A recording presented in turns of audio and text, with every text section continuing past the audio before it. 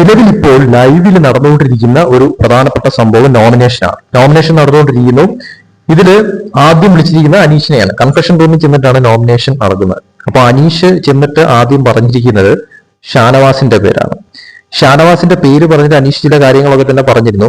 വ്യക്തമായിട്ടുള്ള പോയിന്റ്സ് ആയിരുന്നു അത്. അതായത് ആദ്യത്തേതെന്ന് പറയുന്നത് ഷാനവാസ് ടാസ്കിന്റെ ഭാഗമായിട്ട് അവിടെ കൊടുത്തിരുന്ന ഡാൻസ് ടാസ്കിന്റെ ഭാഗമായിട്ട് മുള്ളൻകൊള്ളി വേലായുധൻ എന്നുള്ള ക്യാരക്ടർ കൊടുത്തപ്പോഴത്തേക്കും അത് വേറെ പല ക്യാരക്ടറിലേക്കും പോയി. അതായത് പുലിമുരുകനായിട്ട് മാറി, അങ്ങനെ മറ്റു പല ക്യാരക്ടറുമായിട്ട് മാറി ആ ഒരു ടാസ്കിന് നീതി പുലർത്താതെ പോയി എന്ന് അനീഷ് എടുത്ത് പറയുന്നു. പിന്നെ അനീഷിനോട് കാണിക്കുന്ന ചില രീതികളൊക്കെ തന്നെ പലതരത്തിൽ ഫ്രണ്ട്ഷിപ്പ് ആണെന്ന് പറഞ്ഞുകൊണ്ട് വേറൊരു തരത്തിലൊക്കെ അനീഷിനെ ആക്കാൻ ശ്രമിക്കുന്നു എന്ന തരത്തിലും അനീഷ് അത് തുറന്നു പറയുന്നു. അപ്പോൾ ആ ഷാനവാസിന്റെ മനസ്സിൽ ഫ്രണ്ട്ഷിപ്പിന് അപ്പുറം വേറെ എന്തെങ്കിലും തരത്തിലുള്ള ഉദ്ദേശം ഉണ്ടെങ്കിൽ അത് എന്റെ അടുത്ത് നടക്കത്തില്ല എന്നുള്ളത് അനീഷ് വ്യക്തമായിട്ട് പറയുന്നുണ്ട്. അതുകൊണ്ട് തന്നെ ഷാനവാസിനെ ആദ്യം നോമിനേറ്റ് ചെയ്യുന്നുണ്ട്. അതോടൊപ്പം തന്നെ മറ്റു പോയിന്റ് പറഞ്ഞിരിക്കുന്നത് ഷാനവാസ് അവിടെ മറ്റു പലരോടും കാണിക്കുന്ന പെരുമാറ്റങ്ങൾ അതും വെച്ചുകൊണ്ടാണ് അനീഷ് ഷാനവാസിനെ ആദ്യം നോമിനേറ്റ് ചെയ്തത്. പിന്നെ നൂറയാണ് നോമിനേറ്റ് ചെയ്തത്.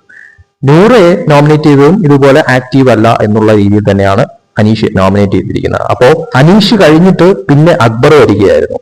അക്ബർ വന്നപ്പോഴത്തേക്കും ഷാനവാസിനെ നൂറയാണ് നോമിനേറ്റ് ചെയ്തിരിക്കുന്നത്. അപ്പൊ മൊത്തമായി പറയുകയാണെങ്കിൽ ഷാനവാസും നൂറയും ഓൾറെഡി നോമിനേഷനിൽ വന്നു കഴിഞ്ഞു എന്ന് വ്യക്തമായി പറയാൻ സാധിക്കും. അപ്പോ അനീഷ് എന്തായാലും വ്യക്തമായിട്ടുള്ള പോയിന്റ്സ് പറഞ്ഞുകൊണ്ട് ഷാനവാസിനെയും നൂറയും നോമിനേറ്റ് ചെയ്തു. അതുപോലെ തന്നെ അക്ബറും വന്ന് നോമിനേറ്റ് ചെയ്തിരിക്കുകയാണ്. അപ്പോൾ ഷാനവാസും നൂറയും ഇപ്പോൾ നോമിനേഷൻ ലിസ്റ്റിൽ വന്നിരിക്കുകയാണ്. ബാക്കി എന്താണ് അവിടെ നടക്കാൻ പോകുന്നത് എന്നുള്ളത് നമുക്ക് ലൈവ് കണ്ടു തന്നെ മനസ്സിലാക്കാം. കൂടുതൽ BB അപ്ഡേറ്റ്സുമായിട്ട് വീണ്ടും വരാം.